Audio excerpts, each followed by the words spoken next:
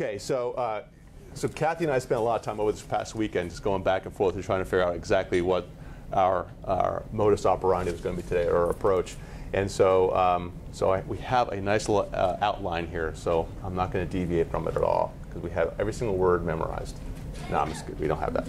So let's start off with your background, right? Sure. So where you went to school, how you got to Helios HR. So it's interesting. Pat and I were just, she asked me at the table, where are you from? And I said, from this area. And she said, entirely? And I said, yeah, entirely, like literally Northern Virginia. I was born and raised in Northern Virginia, went to school at George Mason University, have an undergraduate degree in psychology. Did some time in, it sounds bad when I say it that way. Sam Quentin. Let me back up. Had an internship at a mental health institute, and realized that it was a fabulous experience for a psychology major, and also helped me realize that I was not going to go into clinical psychology. So the question is then, what does somebody do with an undergrad in psychology? And the answer is, whatever you can. And so I launched my professional career. I worked for Dewberry, at the time they were called Dewberry and Davis, a well-known civil engineering firm. Sid Dewberry is one of the captains of industry, and had some really good experience working for that firm. And that's how I ended up getting into HR. I started as an entry-level recruiter, and really started that role. That was my path, really. I mean, that kind of kicked off my path into what has become an HR professional, was that first job with them. And so take us from that to how you started the company. Actually, it was September 11th, right? 2001 is when you started, yeah. Yeah, yes. So on September 11th of 2001, we actually received the confirmation of our Articles of Incorporation with the State Corporation Commission. So that's when Helios, the company that's become Helios today, was actually born. So I progressed in my HR career and moved from a large company to progressively smaller organizations. And that gave me an opportunity to work closely with the CEOs, learned a lot about operations, and moved through my career, and then worked for a company right before I launched Helios. I was working for a technology company, voice application service provider called Price Interactive. And we grew very rapidly, and they hired me strategically. They brought me on board to help them grow the organization at only 15 people. And we grew to a little over 200 people in 3 years with no VC funding, no brand recognition, and no government contracts. So at a time when the .com and the talent shortage for technology people was really intense. And so it was a great place to work. We grew and built that organization collectively as a team. There was a lot of collaboration. It was an incredible corporate culture. And when the market softened in the late 90s, instead of going public, which was the plan initially of the owners, they decided to sell to a publicly traded company. And it was truly a case study in two very diametrically opposed cultures, right? And so that deal was done in February of 2001. I resigned in May.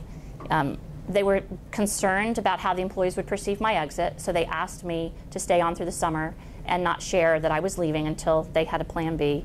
And that actually worked for me, because it was a very emotional decision for me. Sure. I didn't have, I didn't know what my next step was going to be, right? I was a single mom with a 3-year-old daughter, and certainly could not afford to work, but also was very impassioned about the fact that our culture was not what it used to be. So that gave me a little bit of time to kind of figure out what I wanted to do.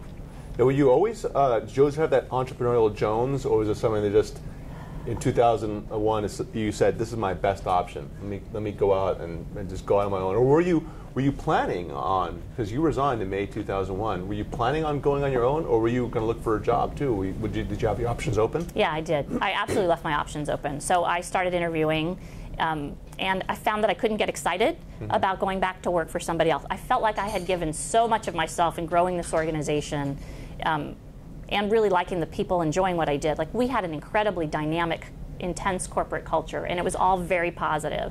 Our employee referral rates are high. Turnover was non-existent. I mean, so it was that kind of environment that I started realizing as I was interviewing.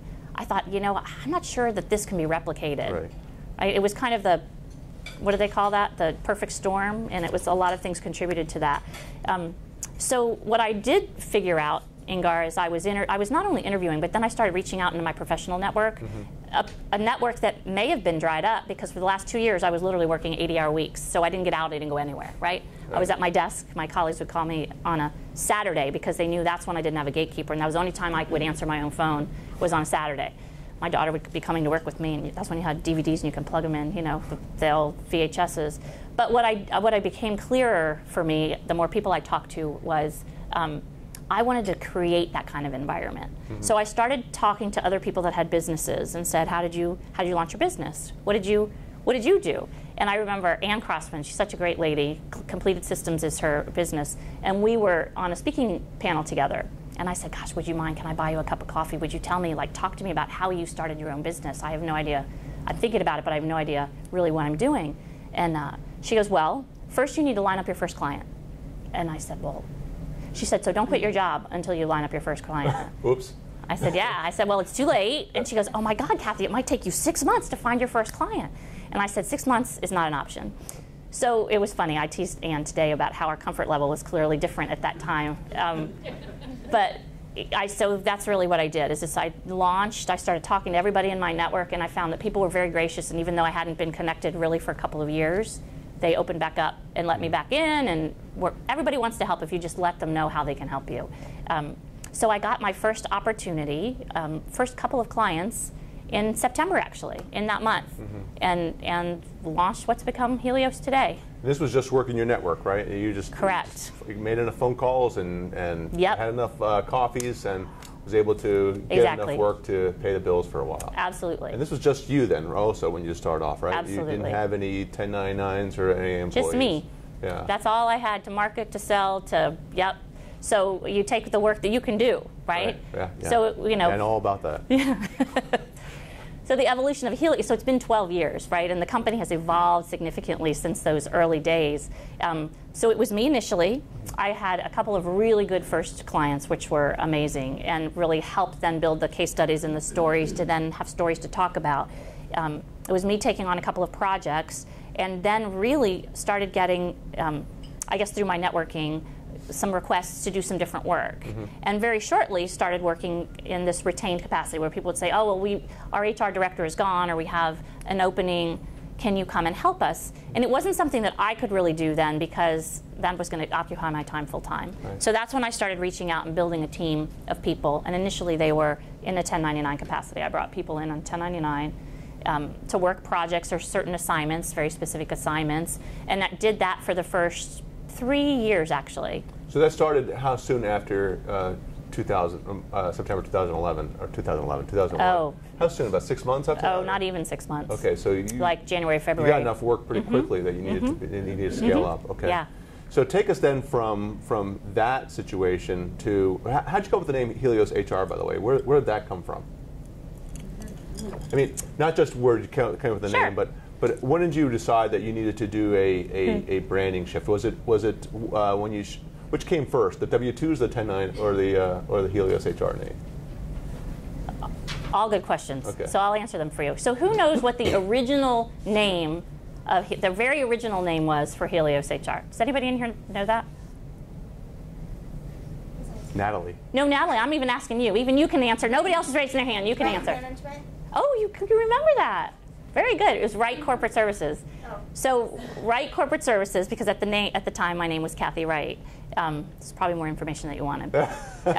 We could cut that out of the video if you want. Found very clearly that it didn't have the brand that represented what I did, right? So then very quickly, within literally, that name only lasted a couple of months.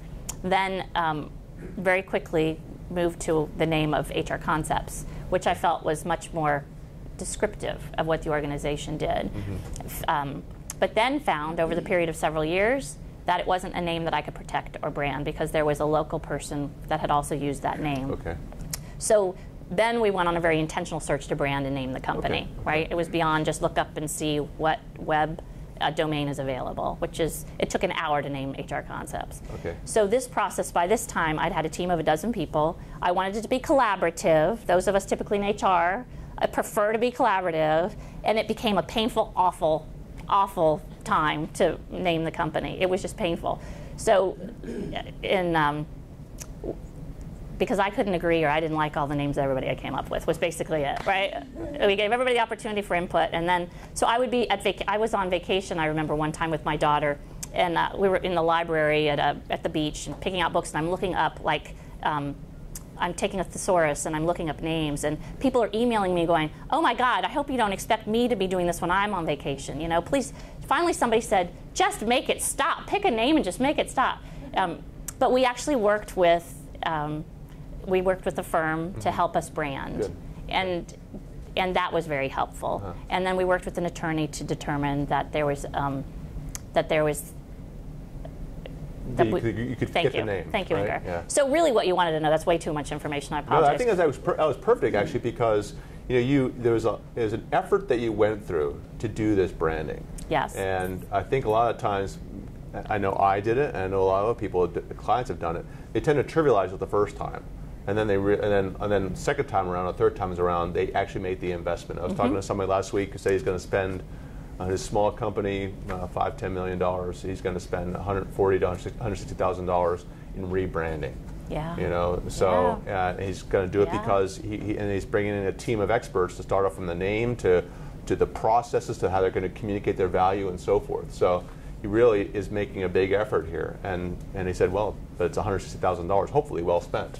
Right, as long as you're intentional about it and doing that diligence up front. So how we selected Helios, so Helios is the Greek word for sun, and my background, I'm Greek, my mother was born in Greece, and the part of the brand that did work for us when we were HR Concepts was energy. So we did, again, we had people talk to our clients to say, how would you describe the firm, your experience, and they said things like high energy, results oriented, getting things done. So through that we had a color, which was orange, that we had branded. Sure. Okay. And the pen that I wanted to show you, and it's on my desk, I didn't bring it, was what we used to do early on is I would carry these orange pens that said HR Concepts at the time, and I would say, now I'm going to give you this pen, but it comes with a commitment. When you see me the next time, you have to be using this pen. And it was amazing how that worked for people. Like, people had that pen everywhere they were, and people would fight over the pen. Like, I would hear stories and people would go, somebody has my pen, and no, it's my pen. And it was crazy, these stories that we heard, but it was part of the brand. And so when we moved to Helios, we wanted to maintain that brand as well. And the color was a big part of that signified the energy and the sun. Sure, you actually, if you look at the pictures, Kathy's picture there, you'll see that the orange sun streaks in the background, right? So interesting. All right. Well, thanks for that. I was curious what that was all about. So perfect.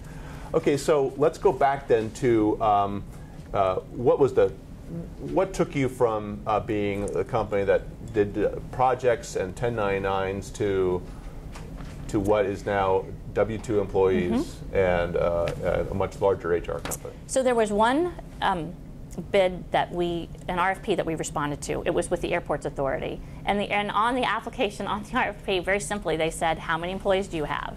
And well, to be completely truthful, we had no employees because everybody was a 1099, and we're an LLC, so I'm not even considered an employee. I'm the owner of the company. So I said, I can't answer that question. So I went back to my team and said, we're all going to get on payroll. We're going to all get on payroll because we got to win this bid. And they were doing this, I think, for lifestyle reasons. They liked part-time work. So they were okay with it, but they really didn't want to feel like they weren't full-time employees at the time. It was a group of part-time employees really that converted over. But that was really the first turning point. So then after we launched a payroll, then the next one was, when are you going to hire your first full-time employment? So very shortly thereafter, we were hiring full-time people on payroll. And I remember my very first, the first time you hire your first-time employee, I didn't have a big contract that I was, staffing up 40 people at a time. It was truly a couple at a time. And I remember thinking, I need a new car. Do I hire an employee? Right. Do I buy a new car? And I presented it to somebody whose advice and counsel I admired very much, actually. And I said, what do I do? And he goes, well, Kath, can't you do both? And I was like, wow, that was very liberating. Sure, I can do both. But that was one of the early on transitions. And so we grew organically for a couple of years by adding people as we needed them. And then we also did an acquisition of a company called HR Advantage. And that was a ton of fun. So tell me why. So why did you do an acquisition? What was that? What purpose did it serve for you strategically? So it's a great way to scale rapidly, right? So we had a lot of opportunity, and hiring people a couple at a time is, building your pipeline of good people takes time. You have to be very intentional about it. So it allowed us to bring on a team of 6 people right away, and it allowed us to also, they came with contracts. So it was an asset purchase agreement. So it was a pretty simple transaction, really, from an acquisition standpoint. And our personal philosophy and our client service mentality and our team experience mentality were very much aligned. So it worked well. Our cultures really fit nicely. So how did you figure that out, though? So, I mean, do you have an M&A background? Do you learn it from business school or something like that? But how did you figure out, oh, this is kind of first I want to do an acquisition, and second, I want to do the kind I did. How did you figure that out? Sure. So I'll share with you just a little story about how we even met, because they weren't really on my radar screen. I didn't really bump into them a lot. They'd only been in business 3 years, and they were doing a lot of recruiting. So we didn't really see them in our space of outsourcing HR. But I saw, one day I got an HTML, and a colleague of mine, Sharon Armstrong, who's a dear lady, was speaking for this company called HR Advantage. And I'd never heard of them before, but I really wanted to see Sharon speak. So I shot Sharon an email, and I said, hey, friend, it looks like you're working with the enemy. And she said, no, Kath had to. Sorry, they had incriminating pictures of me, or something like this. So I kept getting these invitations to attend, because at first I thought it's just a mistake. Maybe, I don't know how I got on their list. And they kept inviting me, so I finally registered. And then I got a call from Ethan Gill saying, I'm really sorry, this is a little uncomfortable for me, but you're not going to be able to come. I go, what do you mean I can't come? He was uninviting me because I was a competitor. And I was like, are you kidding me? I said, I'm just coming to see my friend. What do you think, I'm going to take your clients? And he went, I just am really uncomfortable with this. I don't think you should come. So I said, who are you? And I thought he was some telemarketing guy, told to call me. And now he goes, I'm the owner of the company. So he was a great guy. So I said, all right, if this really makes you uncomfortable, I won't come, but you have to agree to have a cup of coffee with me. Right. And we met at Starbucks and had coffee. And we really found that we had a lot of similar philosophy. So, but to your point, we started slowly. So Helios had some opportunity. He had a member of his team with capacity, and he basically let us loan. They subcontracted to us for a while. And it was through that relationship that we really learned that those synergies existed. Yeah. So working together first, I think, is ideal. Okay. So on a scale 1 to 10, how would you grade that acquisition? Was it very successful? 10, at 8.5. Actually, probably shouldn't say it. Probably shouldn't go on the record for that. But was it a great success? Yeah, it was absolutely great success. Okay. What made it successful? So because our values were aligned, and that was very clear. We had very similar values.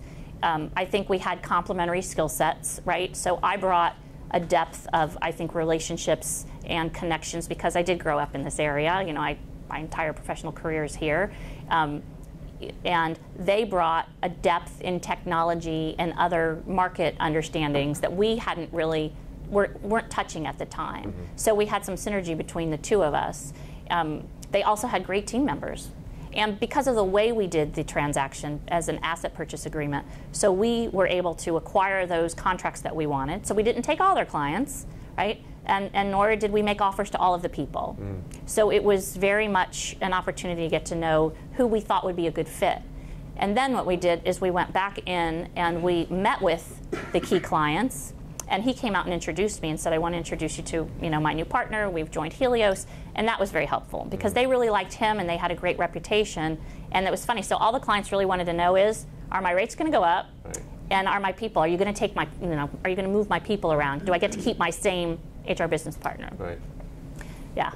So, so that was successful. So I'm going to change gears a little bit and talk about what things happened that weren't so great in building a Helios HR. So what are some of your failures, if you will? Failure is a strong word, Ingar. Yeah. In fact, I think when Ingar sent the announcement out, I don't remember how you said it now. Oh yeah, that's right. Yeah, yeah. But I protested I protested the subject line, because again, I think failure is a strong word. But in the let someone fail for you, I think was the subject. Oh yeah, come learn from somebody else's failures or mistakes. Maybe you didn't use failure. Maybe it was mistake. And the reality is, I mean, after being in business for 12 years, you're going to have made a lot of things. There are a lot of things you would have chosen to do differently. Right. But each one is always a learning opportunity. Right. So for those of you starting out, right, I mean, what a great opportunity. And your company will evolve and it will grow and it will shift. And as long as you can be flexible and nimble and make those adjustments, you'll be successful. You know, as long as you respond to the feedback you're getting from the market, right, and willing to try things differently. So I have to say, for me, a lot of it, in looking back, a lot of what I learned is really the importance about team. So when I was in corporate, you have a small team, but then building a team where everybody has to have the same values, the same synergy, the same goals, really, and finding those people on your team is so important. Mm-hmm. Is so important. So learning how to identify not only those people, but first being very intentional about how you articulate and are clear on what you need or what you're looking for. And that was hard for me to learn. Sure. Well, let me pull that string a little bit here, right? Because again, from my experience, a lot of companies talk the talk about team building, but they don't walk the walk. You know, so they don't take the steps necessary to build a highly effective team and then to lead that highly effective team. They do not take the steps. So why don't you talk a little bit about that? So and why it's so important. What makes a team, a high value team, so much more, so critical to the success of a company? Talk a little about that. So I think first you have to be able to identify who those people are, and before you identify them, you have to be clear and be able to articulate what you need, what we all need, and what that person looks like. How can somebody be successful in your organization and what that looks like? And so oftentimes we work with CEOs who just think that people should get it, right? I hear that all the time, well, they should just get it, or they're highly compensated and they should get it. They're senior people. And then when you really talk to them, they haven't had those conversations because they think they should just get it. I remember working with somebody who was getting ready to terminate a vice president. And I said, well, will he be surprised that today's his last day? Well, he shouldn't be, because he hasn't been stepping up. But have you told him what that looks like? So really, and the answer is no. We just, he should get it. So the conversations around, let's be clear. So it's not enough to have values in an organization, but then what are those behaviors that support those values? So at Helios, for example, one of our values is be engaged. What does that mean, right? People might think they're engaged, but they might not meet my expectation or level of engagement. So at Helios, for example, it became very clear to us that it's an integrated organization, right? So if somebody comes in and says, I just want to do my 9 hours of work a day and I want to go home and I want to be left alone, I want to compartmentalize, then we're not a good company for them. We're truly integrated in terms of our engagement in the community, our engagement in the nonprofits that we support. And it's not something that can just be done during core business hours. Right. It's things that happen. So for us, we're very clear on what be engaged means for us. And it's great for some people, and for others, it doesn't work. So, so first, doing the due diligence to find the right people. But then once you get them, I mean, it's amazing. If any of you have ever worked with a team, I mean, you have colleagues that are really great, that kind of elevate everybody, right, or you have people that just suck the energy out of you, right? And we don't want to work with those people. And so you've got to be able to really identify clearly and articulate clearly first what you're looking for. And then when you get that great team, and as you're building that great team, having the conversations with them that continue to keep them engaged. So the reasons they joined the organization, how frequently is somebody touching base with them to determine that these reasons still exist? Right. Is it every 6 months? Is it a year? Are they having one-on-ones with their supervisors, their managers, touching base, weekly? So we would recommend a weekly one-on-one, and those are not just conversations about tactical transactions, what are you working on, but it's how are we supporting you? What goals do you need to be successful? What tools do you need to be successful? How are we making sure that we can support you as a team? And enough of those conversations don't happen. Us early on, they didn't happen frequently enough because we were just running hard, and everything was about responding to the next opportunity, And so now we're very intentional about building time in to have those conversations. Okay.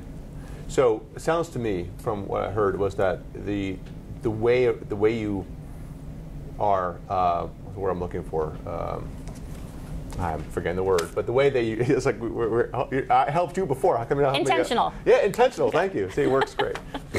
If you, it's a way to be intentional about building a team is through your recruiting processes and then through your leadership, so how you're managing that team, the one-on-ones and so forth. And is there also a part about how quickly you need to let go of the people who are not part of that team? So that's a great point. That's a great point. Thank you for bringing that up. So sometimes people, either they're making mistakes in the hiring process initially, so hire slow, fire fast. Some of you have heard that, right? Hire slow, fire fast, big advocate of that. So if you realize that you've made a mistake, then certainly address that. But sometimes what happens is, the people that start with an organization are great to help build that company at that time, but as the organization matures or scales, they don't have the same skill set to help them or to scale with them, right? That happens a lot. And so we see some CEOs that, because of loyalty, a duty of loyalty, right, they hang on to people longer than they should. And what that tends to do is the high performers in the organization see that there's a disparity of performance, and then they get discouraged. Right. And it creates a lot of challenge internally. And so executives tend, it's been my experience that they tend to hold on to these people much longer than they should, again, because of a duty of loyalty, and because it's hard to have those conversations. Right. Nobody wants to say, gosh, I appreciate all you did for me for the first, the last 3 years or the last 10 years, but now we just don't have a fit for you in this organization anymore. That's a hard conversation to have. Yeah. Yeah. And so what they ultimately do is they'll try to create roles for them, hoping they can be successful, and it's really just a matter of time as opposed to just having a conversation with somebody, unless they're a very large organization, and there could be some more opportunity. But in your small to mid-size, it's still a tough conversation in large companies, right? Yes. In fact, they'll hide people or be willing to put up with a poor performer in a leadership role, I would assert, a lot longer than a small business would. Because a small business ultimately has to decide, this guy is just not working out for me. I need to let him go. Especially, and you're right. It's one of the hardest things for a small business owner to do. We've had a ton of CEOs in this room before. I'm looking at Jim because you've come out every single one of these things, and 95% of them has the same thing basically, which is that the hardest thing for them to do, and the thing they stress to every person in the room is you have to let go of the people who are not team players. If they don't fit your culture, you have to let them go. And they all said that was one of their biggest mistakes. Yeah. Was holding on to a person way too long. yeah. Al Pazer, when he was here speaking about that, said that as the more senior they get, the faster you let them go because they'll cause more and more problems. How did this impact you in Helios HR? Because one of the things we talked about, so you tell me, I'll bring up the example, and you said this when you had your first government client, and you didn't get personally involved in the operations. That was one of the issues you had. But is that related to this team issue, or you want to talk about two things differently? That's a different conversation. Okay. That goes with earlier what you opened with, which was things you would change or do differently. Yeah. Right? Yeah. So let's finish up the team conversation about how that might have impacted you, and then let's talk about that, and then we'll finish up with your 8 or 9 or 10 other items we have left. Sure. So how it impacted us personally, we had a leadership position open a couple of years ago, and I was looking for people, for doing my due diligence, finding people, and we hired somebody in a role that was not a good fit for Helios. Very senior, very seasoned, had a phenomenal resume in consulting, but wasn't a good fit for our organizational culture. And how that came out was this individual really wasn't a team player. So it made it clear to us that our non-negotiables, like one of the things I'll say is know your non-negotiable. It's equally important to know what you don't want as it is what you do want. And it became clear, through this process, we were able to articulate that our non-negotiable is, it's gotta be about the team. It's gotta be about the team. And how that showed up was, she would be all about certainly leveraging her team, but not giving them any credit or recognition for anything. Okay. And so then destroyed this credibility. There wasn't an opportunity she didn't connect with her team, and she was taking accolades for things that she didn't do. Yeah. They were doing it. So that became pretty evident pretty quickly that wasn't going to work for us. If you had it all do over again, how could you have changed that situation? I mean, could you have done better, you think, in the recruiting and hiring process? You think you might have been better at filtering that person out? I think so. I think that's where it was. So the other thing I will tell clients, and so this is lessons learned for myself, I should have listened to it too, is don't ignore the red flags, right? Because we all see them, we just choose to ignore them.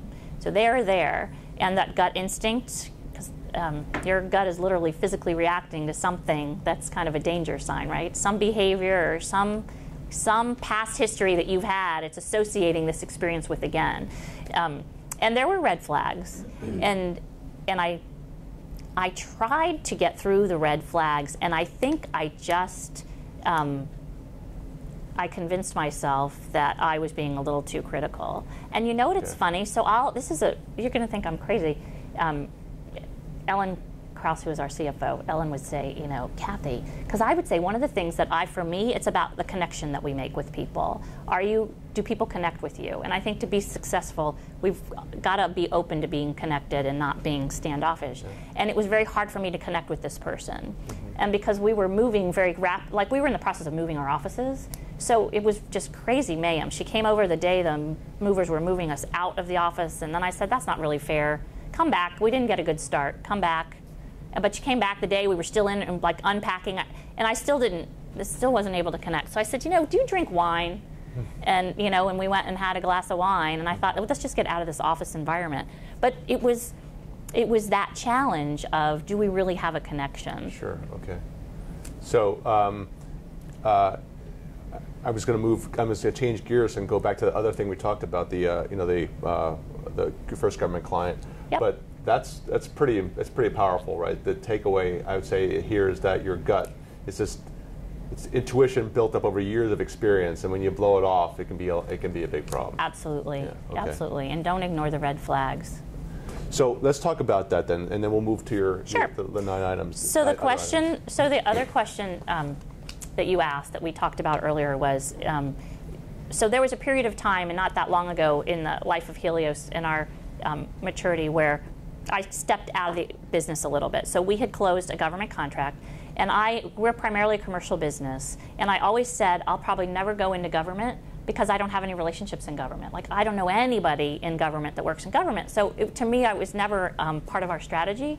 But then as we started doing more and more work with government contractors, we realized, wow, but we know a lot of government contractors. So that if we're going to pursue federal business, it would be through relationships with contractors. And we're happy to sub, because that just gets us an opportunity that we wouldn't otherwise have. So we actually had a strategy where we were talking to organizations that we knew to say, can we offer our HR services to your clients under your contracts, and we're happy to support you. And so we were approached by a prime and did some work, went into orals and presented with them and got a great opportunity to support them with some workforce planning work. And it was a big contract for us. For them, I'm sure it probably was common for them, but for us it was a big deal. And so we staffed up for that, and built up the infrastructure to then scale, which meant I was bringing in more people at the practice leader level, and we were scaling the organization at that time. And it was great. We were building a great team of people. And it was interesting. What ended up happening is my team ended up saying, Kathy, you hired us to do that now. This isn't your job anymore. You know, just go out and do what you do. Just go talk to people, or go meet with clients, or go to your networking events, and but let us handle it internally. We've got operations. So I did more of that, and unfortunately what happened is I was getting, I wasn't involved enough in some of the interviewing that was happening internally at Helios. And so I would meet people as they were already being brought into the organization. And had I been involved in the interview process, things might have happened differently. So I'm very clear on what I think makes a good fit for Helios, and have, through our lessons learned, been very clear on articulating that for people. And so as we scaled, I was getting I had less and less information about what was happening internally in the company, right? And so I'm not sure, I think that happened too soon. And so I'm much more actively engaged in the company now. We have what I like to call a feedback-rich culture, so everybody gets feedback, and high performers really enjoy it. So if you're giving a high performer feedback, they appreciate it, they course correct. They seek it out. They do seek it out, and they give me feedback all the time. So I learn from our team all the time. So so what are you doing differently now? So you say you're engaged, you're more engaged in there. You know, the Naval Academy we learned this thing called MBWA, management by walking around. The idea was that if you're not engaging your company, so it doesn't mean you're micromanaging, doesn't mean you're telling every individual person how to do their job.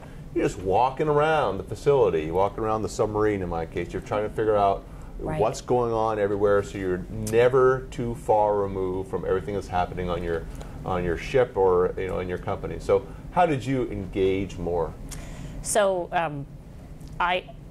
we do a lot of content marketing and blog writing, and one of my practice leaders just took a 2-week vacation, for example, right? So I said, no worries, I've got your back. Have everybody send their articles to me. And I'm not sure what everybody thought of that initially, but they all got feedback.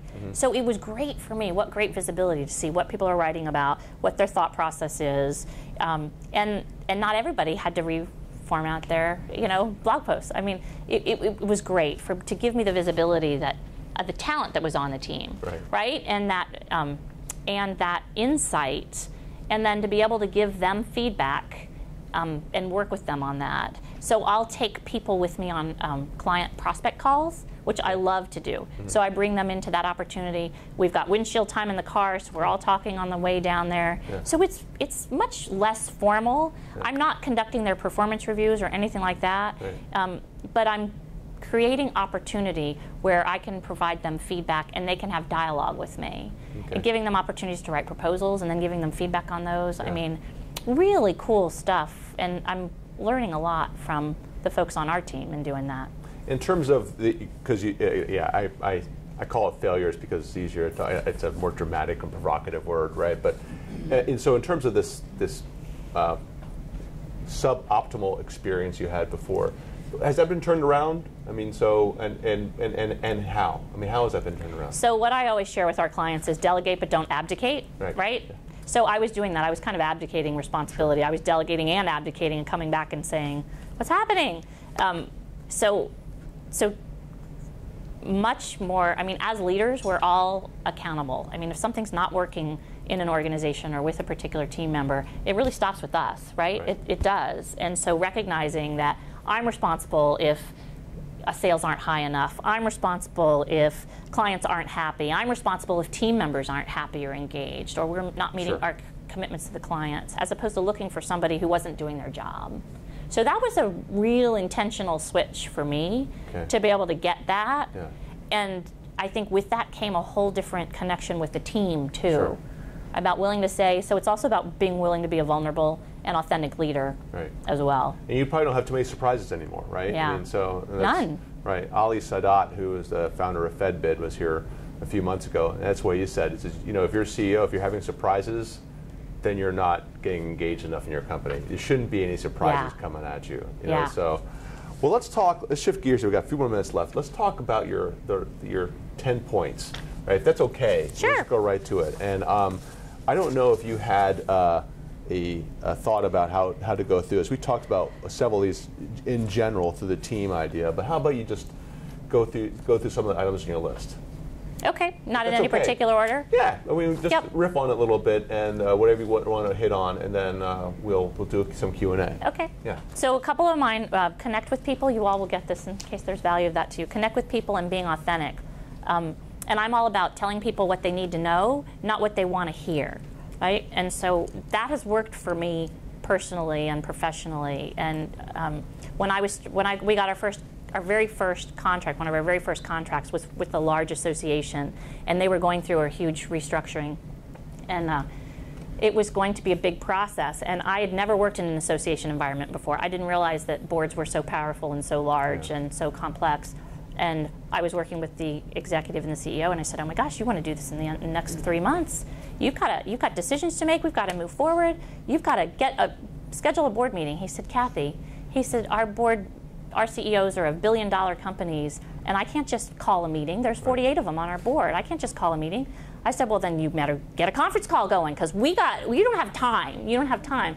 And so I think my response made him realize there was a certain sense of urgency, but what I learned from him was that the politics of really the awareness of you have to engage a board. You can't just dictate something to a board, right? And I think that I got hired because he was just so, partially was, I think it was very entertaining for him, for me to be pushing him so hard when he knew that this was this big thing we were doing.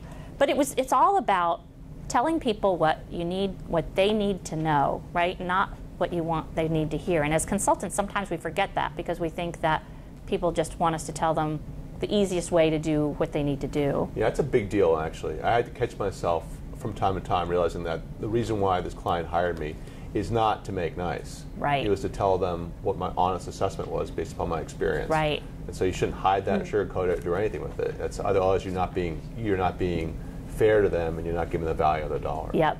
Yeah. Absolutely.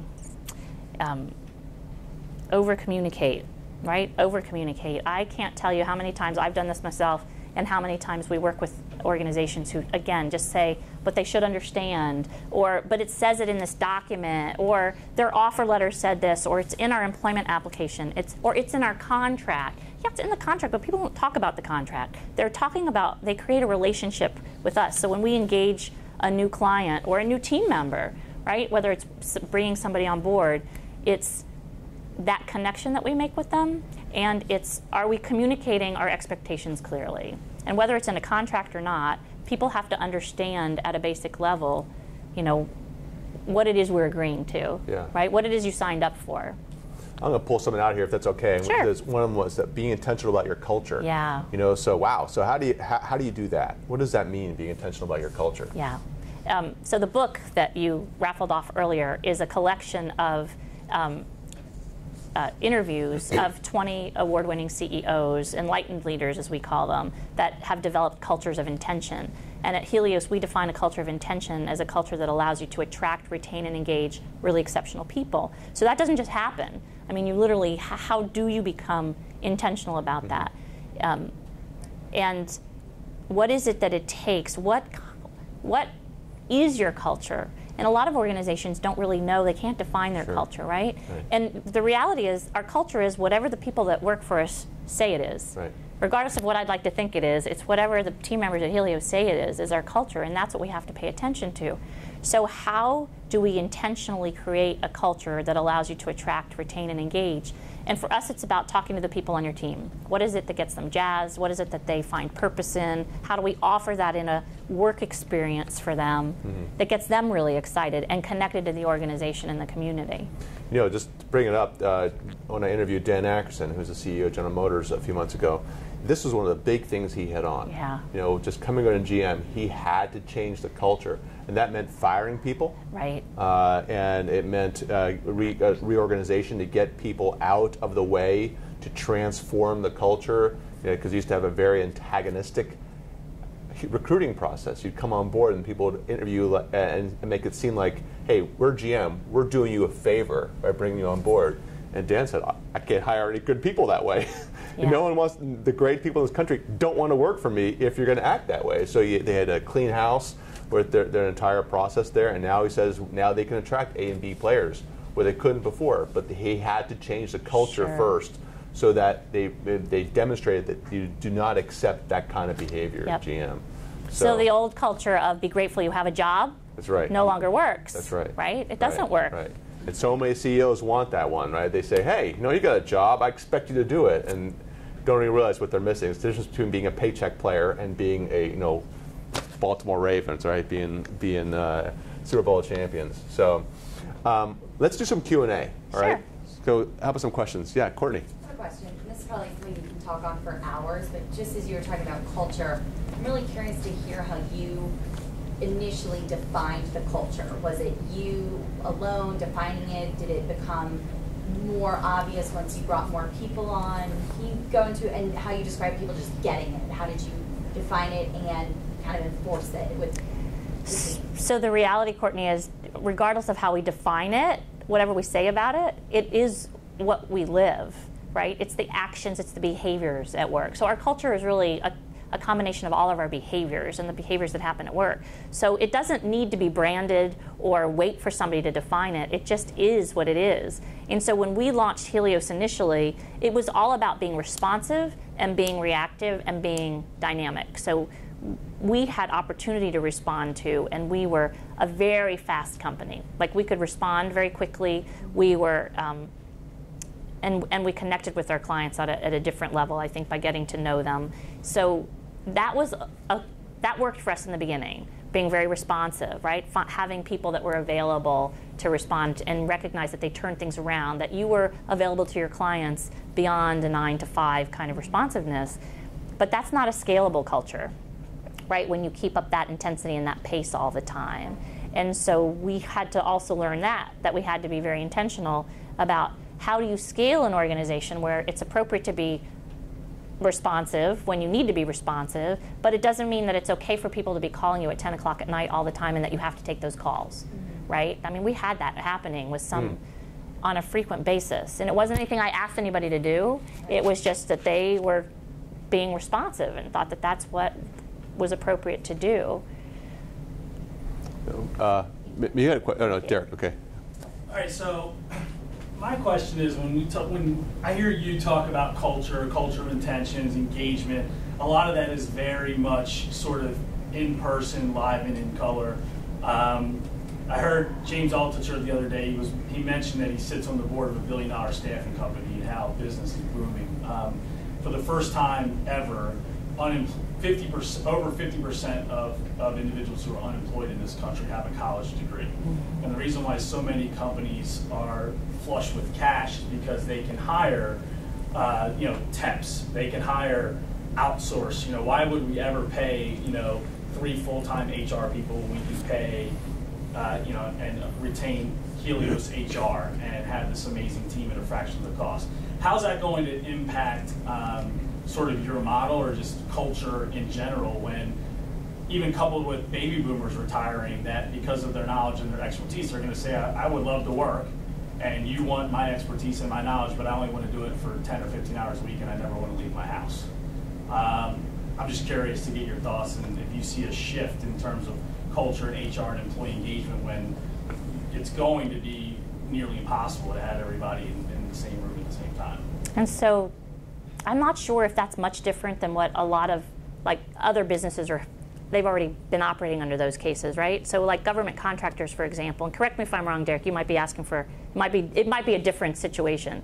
But like folks in the government contracting community, their employees are on their client sites, right? They're operating remotely. They don't come together as an organization very infrequently, typically only on events that they're celebrating. It might be quarterly at best. Quarterly was they when I do was town hall meetings, right? Yeah. And that's a great thing if they can even do town hall meetings quarterly. So I think that we have a very disparate workforce already, and there are folks struggling with kind of managing that remote workforce. I think the challenge is, and in that situation it might be okay, because they're really supporting their client and the mission of their client. The situation you described is there are people, if we can only have parts of people, right, or we're leveraging people that are willing to take a part-time opportunity, how do you keep them engaged in an organization? I mean, I do think that changes things, but I think there's also an opportunity to keep everybody engaged. So through technology is a great use of that. So at Helios we use Huddle, and we've been, so it's it's like internal Facebook. And that's where we also do significant events. So we start every all-hands meeting with a significant event, which is a personal, give us something personally that happened to you in the last 30 days, because it allows our team to connect, because they don't see each other every day, because they come together once a week, and then in small group meetings, and then all hands once a month. But I think there are ways to continue to engage people. It's just going to take more creativity, right? And I think the culture is about, if you demonstrate caring and that people know that you care for them and you're there to support them in their professional and their personal goals, it just takes more effort to make that happen. Alan, is your question going to be fast, because we're at the 1:30 mark, so I want to make sure. Yes. Yeah. Last question, sorry. That's a problem where you've got somebody who's not doing a great job. What do you do in training and development? Because organizational needs are constantly evolving. Let's say you've got a saleswoman who's fabulous. You promote her to director of sales and she's just floundering. How do you deal with that? How do you deal with it in particular in terms of your training and development, so the people's skills evolve as your needs change? So I think it's first knowing what somebody's strengths are. So a good individual contributor doesn't mean they're going to be a great sales manager, right? Mm-hmm. So first knowing what their strengths are and not training them for something that isn't going to leverage their strengths. So training should be used to leverage an existing strength and take somebody who's already at least a B player and maybe make them an A player, or an A player, make them an A+ player. But to take somebody that's a low performer and think that you can train them my experience has been it doesn't typically work. Right. Training is my philosophy is leverage the training for your already strong performers and help them be even stronger and exponentially even greater. That's been my experience with my clients. They'll promote the person who is the most competent technician at a job, but not necessarily the best leader. Right. You know, and next thing you know, you have a lot of problems because you have a great person who understands technology but can't lead anything. And so you'll start having the problems associated with having bad management in terms of holding on to good people and executing well and so forth. So, right.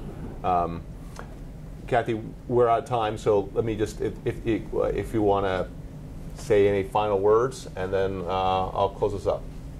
You know, I would just, as you all are, some of you are here building your company, some of you are here, have been in established, mature companies. I think it applies for all of us is to just really find that connection. Like, what is it that you bring to your team, and how can you leverage your authentic self and help connect with your team members as you grow your organization? Well, Kathy, that was awesome. So thanks a lot.